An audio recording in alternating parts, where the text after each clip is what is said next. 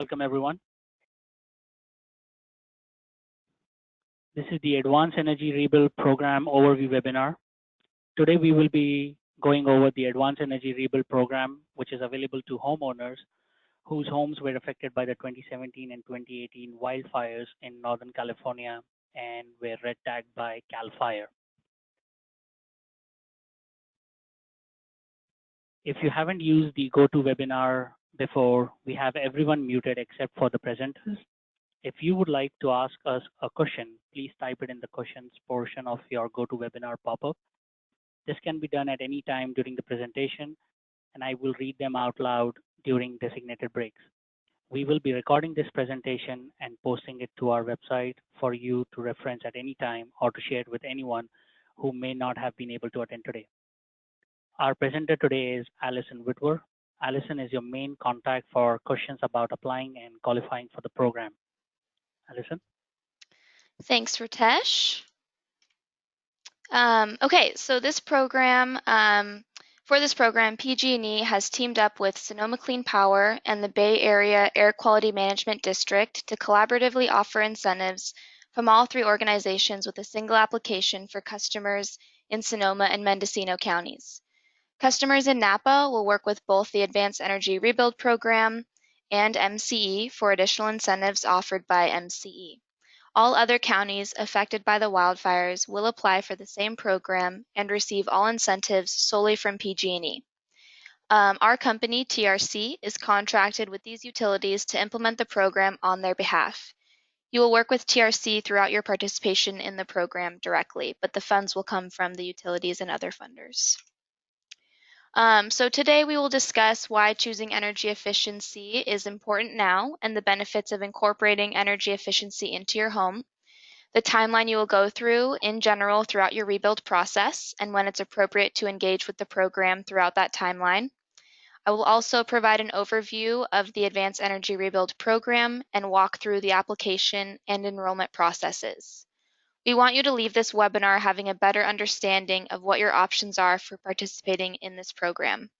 Please feel free to reach out to the program team or your certified energy analysts with any questions following this webinar. So before we talk about the program, I just wanted to go over a few reasons why it's important to keep energy efficiency in mind while designing your new home. We will focus on your home's envelope a lot today, which consists of the roof, attic, windows, and walls as shown by the red line around this image of a home. Your building envelope keeps the outside out and the inside in. It's difficult to upgrade the envelope after a home is built, so we recommend making the investment now and implementing the upgrades we will go over today while you're in the design stage. Installing energy efficient appliances, heating, ventilation, and air conditioning or HVAC, water heating, and proper windows and insulation will reduce your utility bills. These savings are over the life of the home and the equipment and are not just on a yearly basis. The cost to own a home goes down when your home's efficiency and durability go up. If you plan to be in this home for the long run, your long-term cost will go down through the less needed maintenance and lower utility bills that you'll receive. If you're thinking of being in the home for the shorter term, you can look forward to improved comfort and higher resale value. The Advanced Energy Rebuild program provides homeowners with an opportunity to take your rebuilt home beyond the current code. The incentives that are available should cover the majority, if not all, of the cost of those upgrades. This image shows a house without proper insulation. In both the winter and summer months, heat or air is escaping this home. Efficiently insulated homes keep cool air inside during the summer months and warm air inside during the winter months, which leads to a more comfortable home year-round.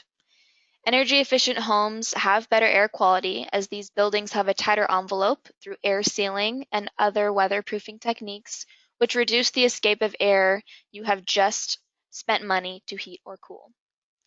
Your home will be properly ventilated so you and the home can breathe well. This also reduces instances of mold and mildew. Buildings designed with proper ventilation, insulation, and air sealing may be more resilient to fire, flood, and wind damage. We'll talk more on this later in the presentation. So the combination of comfort and safety, as well as affordability, lead to a better quality of life. The lifespan of a home is typically between 50 and 100 years. Your building envelope retrofits and upgrades aren't common during the life of a home. A retrofit is basically a remodel that includes upgrades that impact your energy use.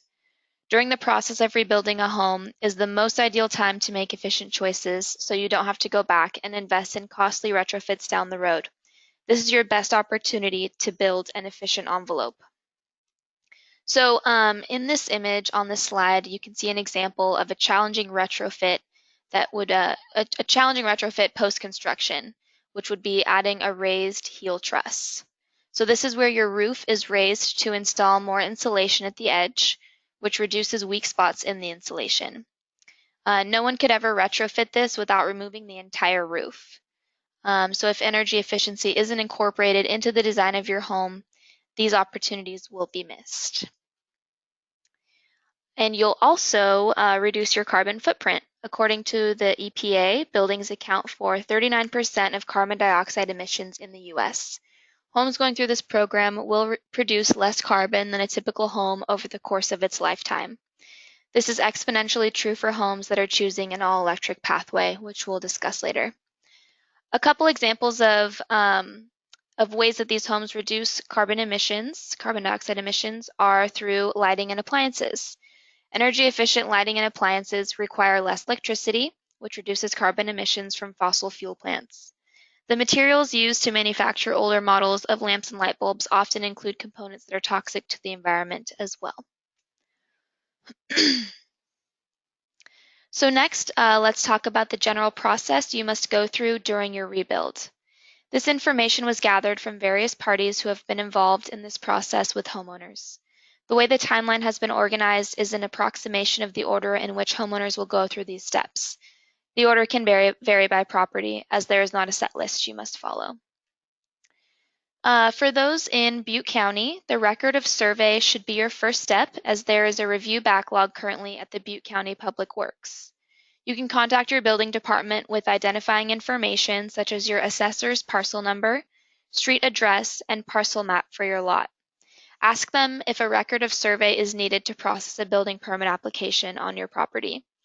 Many of the older lots in this area have boundary line errors and will likely require an updated or corrected survey. This ensures lot line accuracy and correct placement of structures on your property. The next step is debris and soil removal, and these are dealt with and disposed of in different manners. Once your debris and contaminated soil has been removed, your property will be ready for soil testing. This is done to ensure the remaining soil is safe to build. After soil testing, the water and air quality must be tested. In Butte County, both Del Oro Water District and Paradise Irrigation District have probable contamination issues.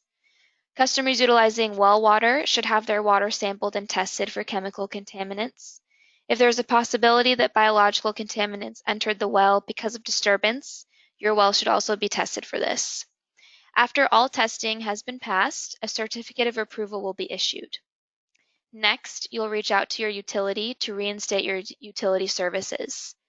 This is also an appropriate time to start planning to reinstate your cable or internet, water, and septic system if applicable. If your foundation is still intact, you will then conduct structural testing and evaluation. Most foundations failed from heat of the fire and must be replaced. Professional evaluation is needed if you think your foundation will be reusable. And now you are ready to hire your project team. We suggest starting with your architect. Once your plans are drawn, you will hire your certified energy analyst. This is the person who will create your Title 24 documents, which will be submitted with your permit application and will be reviewed by the Advanced Energy Rebuild Program team. This is how we confirm your eligibility with the program and are able to reserve incentives for you. When you hire your architect, you'll want to tell them that you're targeting to be 20% above the Title 24 code. This is so that they can integrate the proper energy efficiency capabilities in your plans. Your Certified Energy Analyst, or CEA, will need to be aware of this as well. Next, you're able to work with your Certified Energy Analyst to get your home to 20% above the current Title 24 code and into the program. You have flexibility in your design, so you can choose which aspects of your home are more energy efficient than others. During this stage, the program team is happy to take a look at what you're planning for Title 24, and we can make recommendations to get your home into the program. This is the appropriate time to decide if you would like to take advantage of the higher all-electric incentive as well, which we'll discuss a little later. Once your Title 24 documentation and plans are completed, you can hire your certified HERS rater. This is someone you need to hire per state requirements, similar to the Certified Energy Analyst, which is an energy consultant. We have a list of certified HERS raters and certified energy analysts available on our website. In order to qualify for the current program, your home must apply for permits before December 31st, 2019. The energy code that this program is based on will no longer be in effect after this date. You also must apply for the program before you install drywall on your home. You can apply as soon as your Title 24 documents and architectural plans are complete. And during this whole process, the later steps, you can move forward with construction while you work on submitting your application to us to enroll in the program. All right, next we have the Advanced Energy Rebuild Program overview. So as I said before, the sources of funding for this program vary based on which county you reside in. In Sonoma and Mendocino counties, the program is offered by Sonoma Clean Power and PG&E with additional funding provided by the Bay Area Air Quality Management District. Customers in Napa County will receive funding from PG&E, MCE, and the Bay Area Air Quality Management District, also referred to as BACMed. All other counties will receive incentives solely from PG&E for the services they receive that are provided by PG&E, gas and/or electricity. Through incentives and design assistance, the goal of this program is to encourage and help people rebuild energy-efficient and sustainable homes. This program is offered via an enhancement of PG&E's California Advanced Homes program. You will work directly with TRC to apply for and enroll in the program, regardless of which county you are rebuilding in. So for program requirements, only homes that were red tagged by CAL FIRE are eligible for this program from the 2017 and 2018 Northern California wildfires. The 2016 Title 24 standards took effect on January 1st of 2017, so all projects that are eligible for this program must permit under the current 2016 Title 24 standards. The 2019 Title 24 code will go into effect on January 1st of 2020, and we're not certain if the program will continue under this future Title 24 code. This is why it's important, if possible, to try and get your permit this year so that you're eligible for these increased incentives. You also must receive service from PG&E, SCP, Sonoma Clean Power, or MCE, and be considered new construction to enroll. You do not have to rebuild on the same site as your reg-tagged home to enroll in the program, but you do need to receive service from PG&E, SCP, or MCE at your rebuild site in order to apply. All energy consultants working on a project that enrolls in the program must hold a 2016 Residential Certified Energy Analyst certificate. So we refer to energy consultants as CEAs, or Certified Energy Analysts, for this program, as they must have that certificate to participate on your project and get you the incentives. So before we get into the program pathway options, I want to start by going over some of the measures that you can take that will bring your project into the program. We will go over all features of the program, which was designed to be flexible with what makes sense for you and your home. So you can choose what you prefer out of these items out of these options that I'll go through, essentially. And we have you work with a certified energy analyst and a HERS rater so that they can help you figure out which pathway is right for you. There's a list of CEAs and HERS raters that are certified and already working on the program located on our AER webpage, which I will show you later on in the presentation. And as I believe I said before, the energy consultant, or CEA, and HERS rater are required to be part of your rebuild program project team by the building department, so you're not hiring these people just to participate in this program. The only requirement we have is that those people are certified. So as we went over previously, the building envelope is essentially the shell of your home. So you can see that's outlined in yellow on this image. This is the best and possibly only opportunity to do this efficiently and cost effectively. You can upgrade your mechanical equipment such as the water heater and HVAC system during the life of your home much easier than you can upgrade the shell or envelope of your home. By having an upgraded envelope, you are able to downsize your HVAC system as well, so that will save you on equipment and operating costs. High-performance attics have an additional layer of insulation on the underside of the roof deck in addition to the ceiling insulation. This is done by adding extra insulation at the roof, and that in turn reduces your attic temperature by around 35 degrees or more on hot summer days. This temperature reduction lowers energy use needed for cooling in the summer and heating in the winter. High-performance windows provide a quieter home interior, reduced utility bills as houses lose less heat in winter and absorb less in summer, and the solar window coatings can block up to 98% of UV rays. So your flooring, curtains, and furniture will be less faded by the sun through these windows.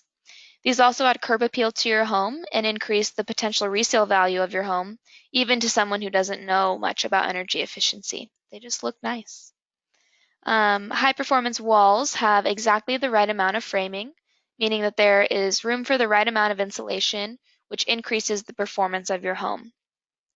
Standardly constructed homes may use excessive amounts of wood in the walls and aren't able to put in the necessary amounts of insulation to properly insulate your home. A home with high-performance walls has increased insulation installed, and the HVAC system does not need to run as much as you're not losing or gaining as much heat through the exterior. I also want to talk about quality insulation installation. It's also referred to as QII. This is where your HERS rater will inspect your installation to ensure quality. So construction workers often don't pay proper attention to the quality of the insulation installed, nor do code inspectors check for the quality of insulation. Participating with QII means that you will get the best attributed value to the insulation that has been installed in your home, as opposed to the assumed inefficiencies for homes that do not do QII.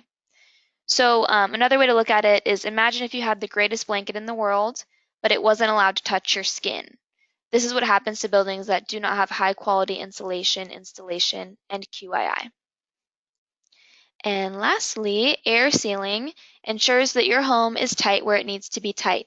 The attic, garage, crawl spaces, and areas where wind can blow in. It also makes your insulation work better. Imagine wearing a sweater outside on a windy day and then putting a windbreaker over your sweater. The combined effect of air sealing and proper insulation give you a better result during a wide variety of weather conditions. Just like with insulation, quality air sealing can reduce the size of your HVAC system, improving your comfort and saving you money. So on Hey, this Allison. image, yes, Ritesh. So we have a question. Okay. Um, what if, we don't have the energy consultant is not a CEA? Is that a deal breaker to come to the Okay. program? So it's not a deal breaker. What we can do is have a CEA sign off on what your energy consultant has already created. Um, we try to get ahead on notifying everyone that they need to have a CEA work on their project so that we avoid the need for someone else to join your project team momentarily and spend a little labor signing off on what's already been created. You could see if your energy consultant company is comfortable with outsourcing for that so that you may not get additional costs for that CEA requirement. I think that's something you'll have to work out with your energy consultant firm.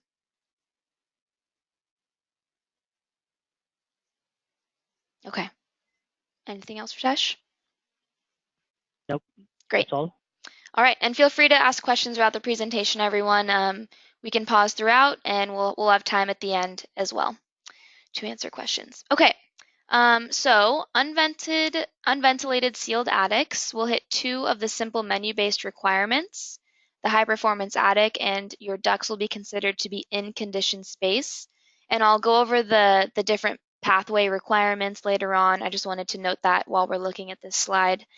An unventilated sealed attic changes where your insulation and air sealing go on the envelope of your home. So the image on the left shows a ventilated attic. You can see that air is flowing through your attic and the HVAC equipment is more exposed to the hot or cold temperatures from outside your home because of this. The image on the right shows an attic that is unventilated, so the HVAC equipment is less exposed to outdoor temperatures. This also helps with pest prevention. One of the primary ways for embers and smoke to enter your home during a wildfire is through vents in the attic as well. You can install fire-rated roof tiles, doors, and stucco, but an ember could still blow into one of the attic vents and then catch your home on fire from the inside. With a fully sealed attic, there are no vents or openings in the attic for those embers or smoke to enter. Basically, if your windows and doors are closed and you have an unventilated attic, you're as protected as possible from smoke and flame entry. High efficiency systems are designed to deliver more comfort, control, improved indoor air quality, and are quieter to operate. This equipment uses less energy, which saves money on utility bills. And if you already have a highly efficient envelope, the need for heating and cooling will be significantly reduced. So the size of your HVAC equipment needed will be less than if the envelope of your home was not high performing. Heating water is typically the second largest energy use in the home. High efficiency water heaters use up to 60% less energy than the standard models, which saves you money on your utility bills. So the images on this slide from left to right, the leftmost one is a tankless water heater. Next we have a heat pump water heater, and then a hot water tank.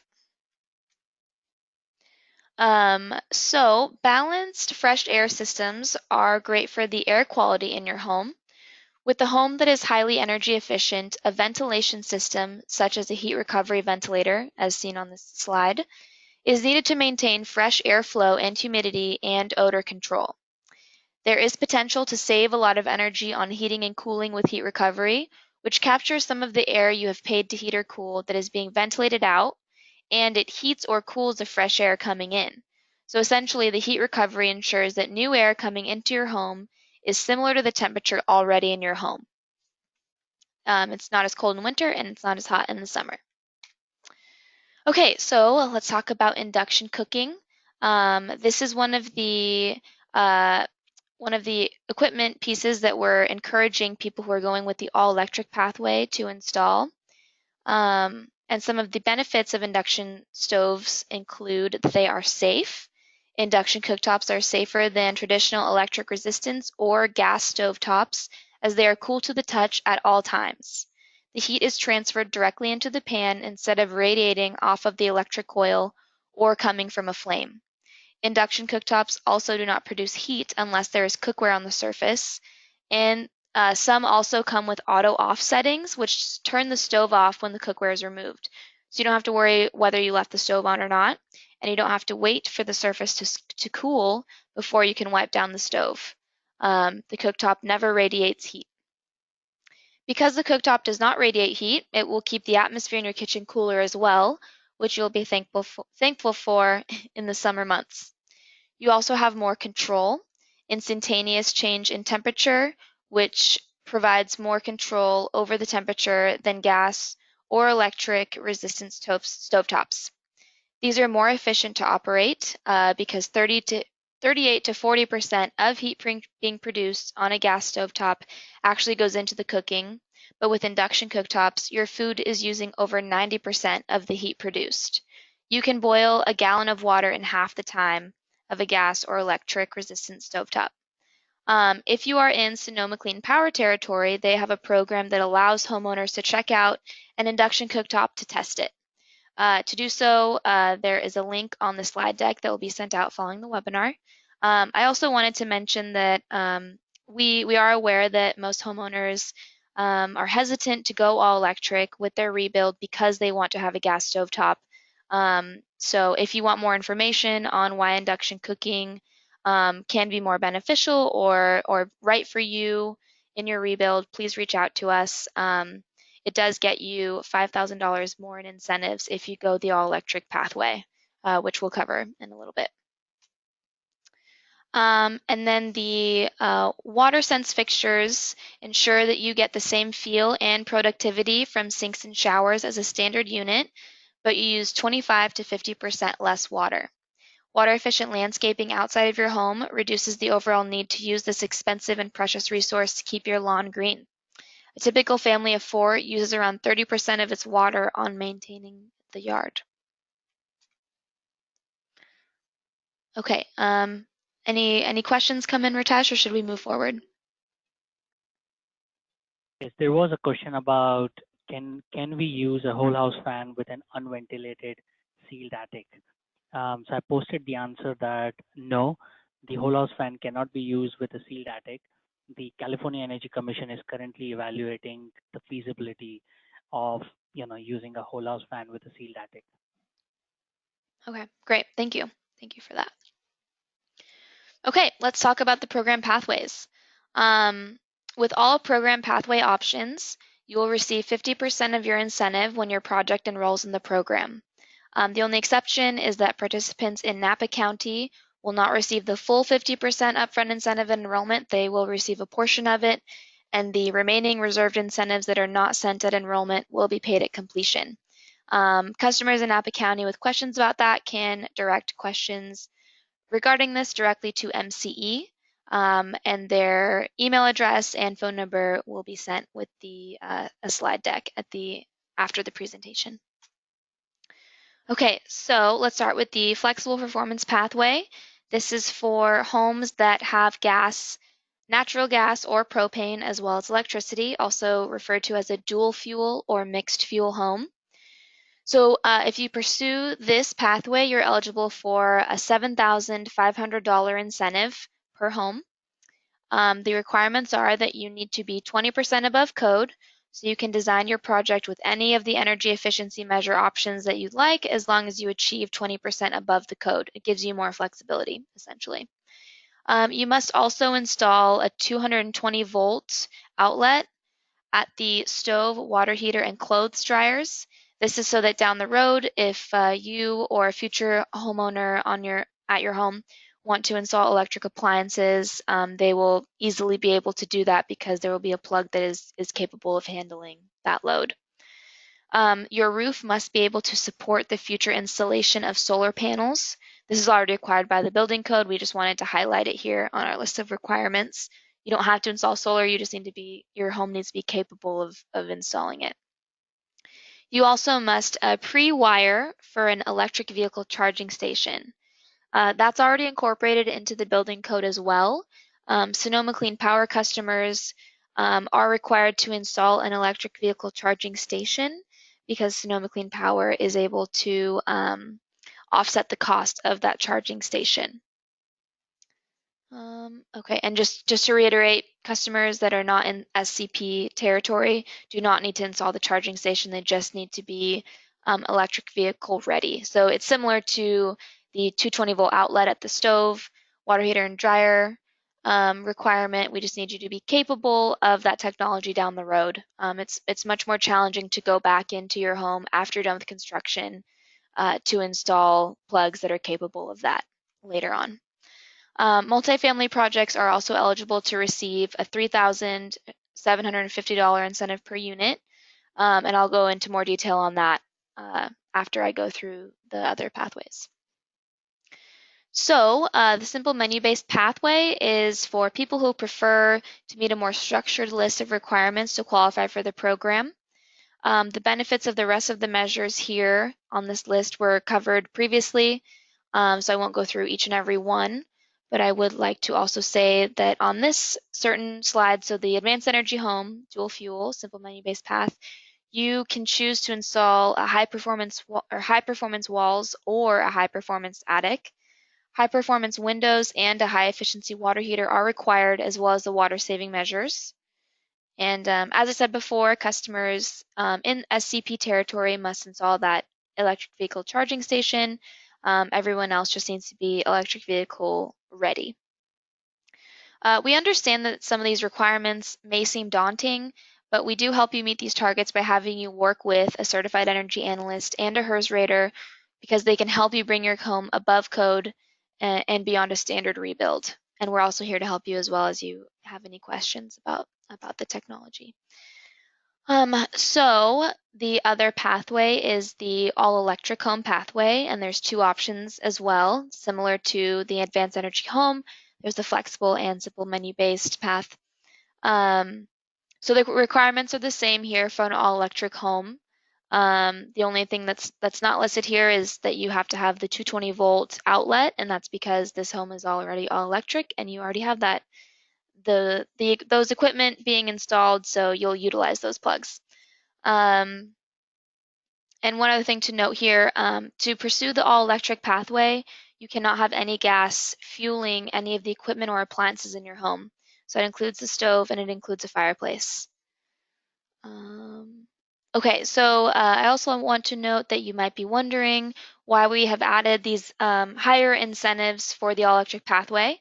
It's $12,500 per home and then $6,250 per multifamily unit. All of the organizations funding these incentives are focused on reducing emissions and increasing installation of systems like hot water heaters and HVAC units that are powered by electric heat pumps, as they are 3 to 4 times more efficient than the gas-powered alternatives. As a result, homes that do not have gas produce less carbon in general, and as more renewable energy becomes accessible, even less carbon is produced every day. There are also health and safety risks that are reduced in an all-electric home because they don't have any on-site combustion of natural gas. So the last pathway here is the all-electric simple menu-based path. This is the one where you have this list and you have to implement every single item on this list to qualify for the program. On this list, QII is also required, which I discussed earlier on. And because your home will be all electric, an induction cooktop is required as well. All appliances and mechanical systems and equipment must be electric only and efficient. And the incentives offered for all of these pathway options are intended to come close to or completely cover the cost of these upgrades. So no matter which pathway or pathway option you're pursuing, you are eligible to also apply for the solar option. Many customers who are pursuing the all-electric pathway do go with this option because you will be generating more electricity, and this can help reduce those bills that you will receive even further because you'll be generating your own electricity. Solar panels with battery storage can be eligible for this incentive. So it's a $5,000 incentive if you qualify for the program. You cannot pursue this incentive without meeting one of the pathways and pathway option requirements. So once we receive your application, we can determine if your project will qualify for this incentive. If you would like to determine if your solar panels will qualify for this prior to applying, you can talk to your energy consultant or TRC so that we can work with you. This is based on sizing that is approved for the 2019 Energy Code standards. Your energy consultant or CEA or TRC can help work with you through this calculation. So if you're in Sonoma Clean Power territory, you have two options to meet this bonus requirement, or if you're in all of the other counties, you just need to have a solar panel system that is designed to offset your annual electric usage with 7.5 kWh battery storage system. If you're in Sonoma Clean Power territory, you can pre-purchase 20 years of 100% renewable power from Sonoma Clean Power. For more information on this, please contact SCP directly. And again, that's not available for customers outside of Sonoma Clean Power territory. So I'll quickly go through multifamily in case anyone on the line owns a multifamily project. The incentives, yes, Ritesh. Before we jump to multifamily, we got another question. Okay. So what if somebody forgets to install Energy Star appliances, but they do everything else? What if they miss just one requirement? So I've already responded, but I wanted to let everybody on the call know. Ideally, all the requirements need to be met in order to get the incentive, but we can deal in situations like these on a case by case basis, where we will just go back to PG&E, Sonoma Clean Power, and BACMUD, and see if we can make an exception. But ideally, everything needs to be met. Mm-hmm. Yep. Thank you. Thank you. Okay. So for multifamily, there's a $3,750 incentive per unit if you receive natural gas, and $6,250 incentive per unit for an all-electric building. There is the option to have a design charrette as well, so that gets you $5,000 in incentives for a project, and it's essentially a meeting between the program team and your project team where we discuss the energy efficiency of the project. If you just participate in the design charrette, the multifamily project owner will get $1,500, but if you implement any of the approved energy efficiency changes that we suggest during the meeting, you will get the additional 3,500, which brings you up to the 5,000. Multifamily projects are also eligible for the solar bonus, and it's $5,000 per project, not per building there.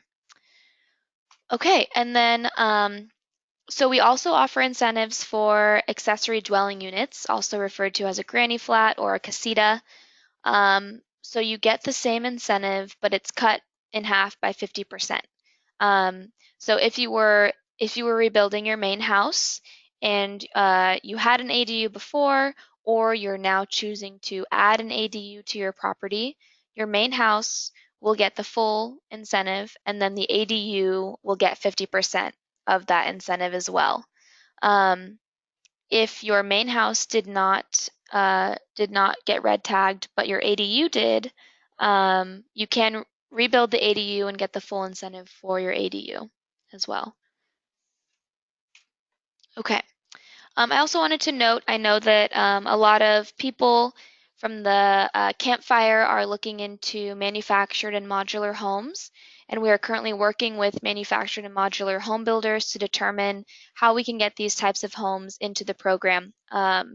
Many manufactured and modular homes are being built to Title 25 or HUD code, and this program is based on the Title 24 code. So that is why we're working with them directly to see if they're able to offer a program-ready option that people can take advantage of. If you have not already spoken to myself or someone on the program team at TRC, feel free to reach out to us to let us know that you're interested in enrolling in the program with a manufactured and modular home. You can email us or give us a call. Okay, so once your project qualifies for the program, you'll be ready to apply for and enroll. And leading up to that, you essentially find your certified energy analyst. They complete your energy model, and then you'll submit your program application. Okay, so I want to walk you through the application. It is located on our website, so let me drag this over here. So this is our webpage. It's found at cap-pg.com, and then you click on the little AER button.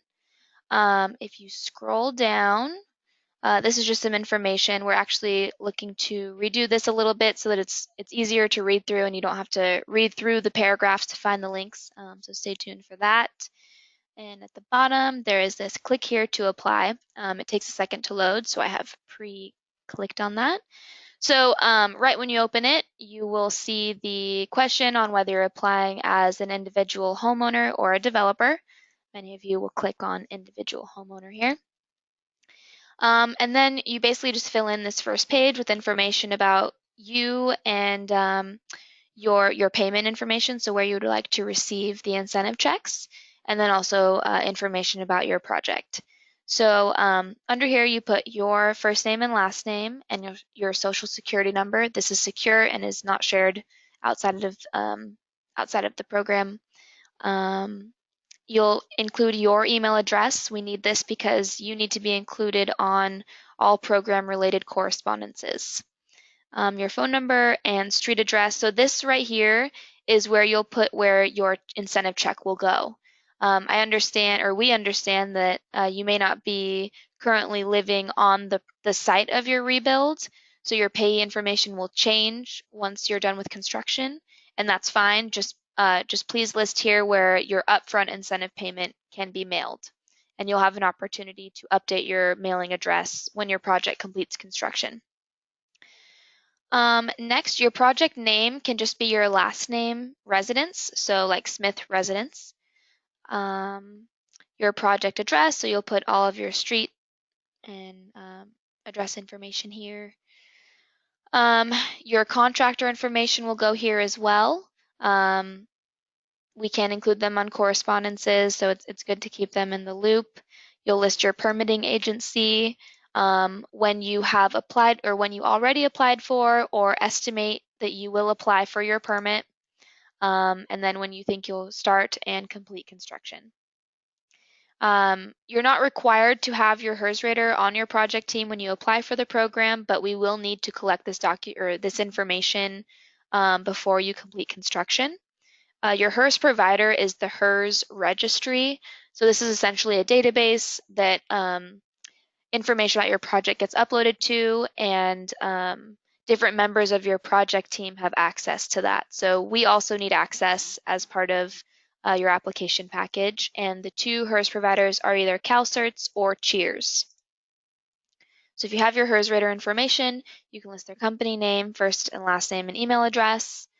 And then you will have your energy consultant identified when you apply for the program, because you have to have your Title 24 documentation in order to apply. So you'll list their company here, and then their contact information, and then you'll select your housing type. So if you're a homeowner, you'll select single family here, and then you should, okay, yeah. So let me do that. And then if you're just building one home, you'll select custom home. If you owned multiple properties that were red tagged, then each individual property will need to be applied for separately. If you are a production builder, so this means like you're building a subdivision with maybe 30 homes in it, that's what a production home is. You can select custom home if it's your main house and your ADU. This is basically like, this is my custom home on my one existing lot.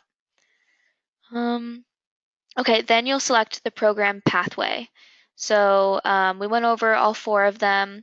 Most people pursue the flexible performance path with either the advanced energy home or all electric home pathway, mainly because it's more flexible.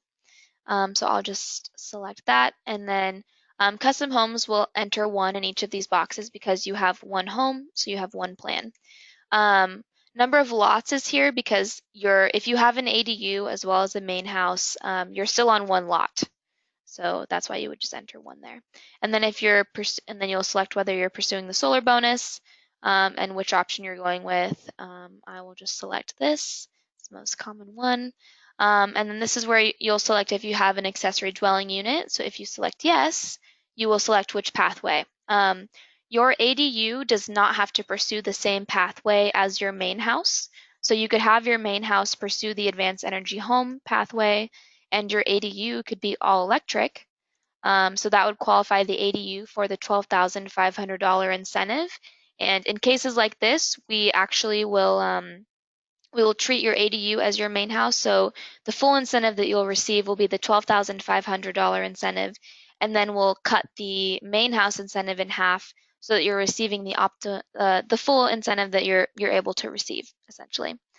And then you'll select whether the ADU is also pursuing the solar bonus as well.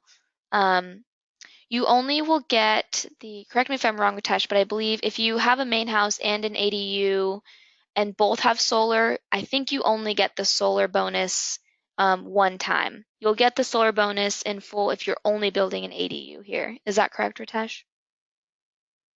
No, I think you get the full incentive for the main house and half of the solar incentive for the ADU. Okay, yep, that sounds right. Okay. So yeah, you'll definitely want to select whether both have solar, because then you'll get half of the solar bonus on the ADU. Thanks for that, Ritesh. So here you'll select your gas provider, so it's either none or PG&E. If you're having propane fuel any of the appliances or equipment in your home, you'll select none because propane is not provided by PG&E. And then you'll select your electric provider here. I'll select one. This is where you'll select if propane is being provided, so that would explain why you put none here, but then you put advanced energy home up top. And then if you're all electric, then you'll select that. You would never choose yes for both of these since propane would make your home not all electric. And we do ask that the homeowner fill in the application because at the bottom, the homeowner will insert their electronic signature. And this is you agreeing to the program terms and conditions. So if you have someone like your general contractor or your energy consultant submit the application, it's not ideal. We'll have to reach out to you directly and ask you to sign off to the program terms and conditions separately. So please have homeowners submit the application themselves. You'll then select that you understand that this is a legal signature and then click next. The next page is just a page where you upload your documentation to enroll in the program. And if you are the homeowner and you're applying for the program, but you want your energy consultant to submit most of the documentation on your behalf, that's totally fine. You just wouldn't upload anything on the next page, but there are a few things that you yourself will be responsible for uploading, and that is your W-9 and your PG&E bill. Unless you submit that to your energy consultant or general contractor, that's fine. But that is something that you will fill in yourself or collect yourself, so you can upload that on the next page of the application. Before I go into that, actually, I just want to quickly show you, this is our list of participating certified energy analysts and HERS raters. So that can be found on the webpage currently in this last paragraph. This explains that requirement, and then here's the link that takes you here. The people that are on this list are already participating in the program on another homeowner's project. So you're free to contact any of these people. They already know the program. We have already confirmed that they are certified. And you can also search so the links up here are to the greater lists of all certified energy analysts, all HERS raters in each of the HERS registries. So you don't have to follow this list. It's just a resource to hopefully make the selection process a little easier for you. Okay. All right, so let me explain some of the documentation we need. Your energy models come directly from your energy consultant, as I mentioned previously. They are .bld or .ribd files. And then the compliance reports, which are the energy model compliance reports, are also referred to as CF1Rs. Those are PDF files, and they're pulled directly from those energy models. So they essentially provide us a summary of the energy efficiency components of your project, and you are required to submit those to us because that's one of the main things we review to confirm you qualify for the program and reserve your incentives. The construction plans typically come from your architect, and they will include the architectural, electrical, mechanical, and plumbing plans. We require the W-9 to process your incentive payment. This should be filled out by the homeowner, or if you're a developer, it'll be the company that is building the project and that will receive the incentive. Your CEA will need to add TRC to your project team within the HERS registry. So that's either Cheers or CalCerts. And as I said before, the HERS registry is similar to a database. We simply need access to your project within the registry. We don't need control of it. So it's called sharing the project with TRC. This is an example of what an energy model looks like when you're within the software. You would have to have the software to view this, so many of you likely will not be able to see this, so I wanted to show a little screenshot of what it looks like if you're curious. And then this is a screenshot of an energy model compliance report, also referred to as a CF1R. You can see up in the upper right corner here, it says CF1R. This one is not signed and registered. And we do ask that you send us signed and registered CF1Rs. So if it's registered, there will be a watermark in this area that shows either the Cheers or CalCerts logo here. And then your energy consultant will have signed the bottom of the report, which we check when we receive them. Here's a little screenshot of a page of construction plans. And then this is the W-9 form. You can Google W-9 form, and then the first link that you'll see is the IRS link to this form. And then you just fill in your name, your mailing address. So if your mailing address will change, that's fine. We just need the current mailing address for you listed here. It doesn't need to be the one that you use for tax purposes. And then you'll fill in your social security number as well and sign it. Don't forget to sign. Okay. This is an example of a PG&E bill. So what we look for on this piece of documentation is specifically the service for area. So we need to see your name or one of the homeowner's names, and then your project address listed here. I don't need a bill for where you're currently residing. The purpose of this requirement is to show us that PG&E did and will continue to provide service at your project. If you don't have access to a PG&E bill at the site, just let us know. There's a few things we can do in lieu of this actual statement to meet that requirement.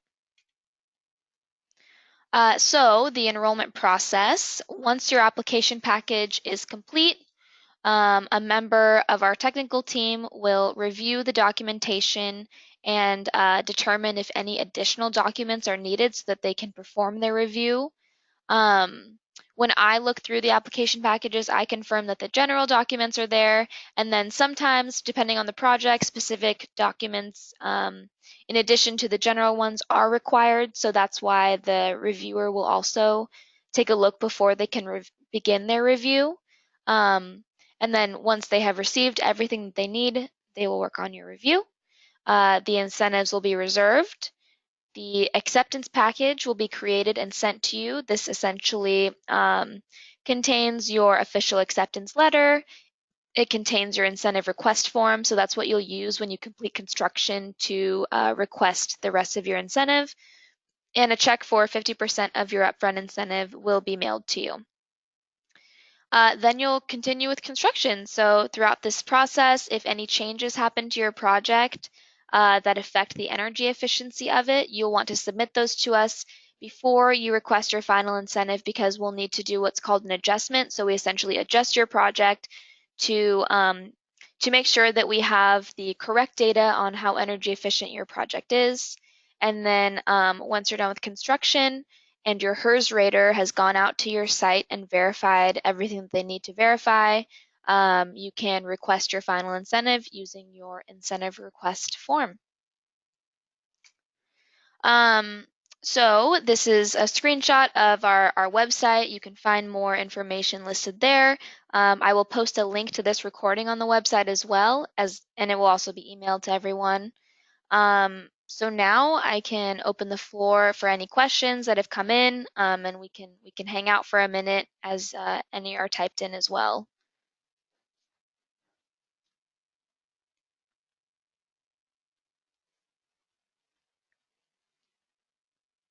Okay. Ritesh, I'm assuming there are no questions right now. Why don't? There was one question, Okay. and I responded to that. The question was, what is the, general cost or an average cost of hiring a HERS rater and a CEA consultant?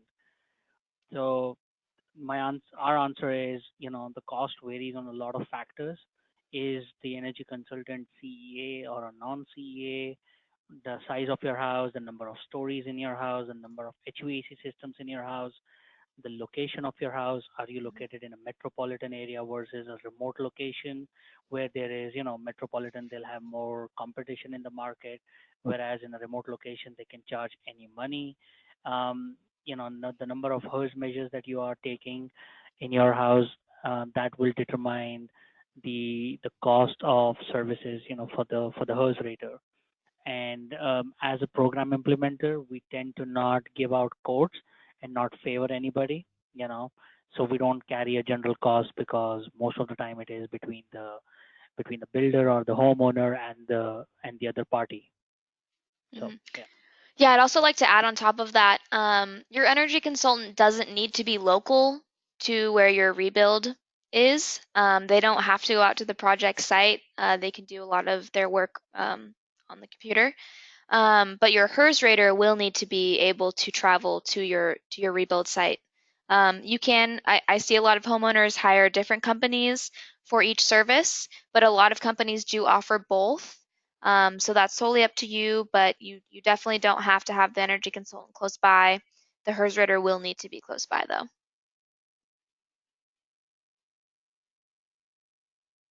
Okay, any other questions come in?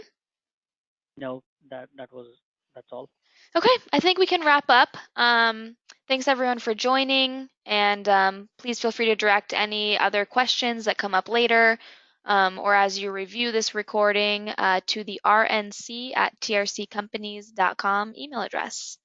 Have a nice day.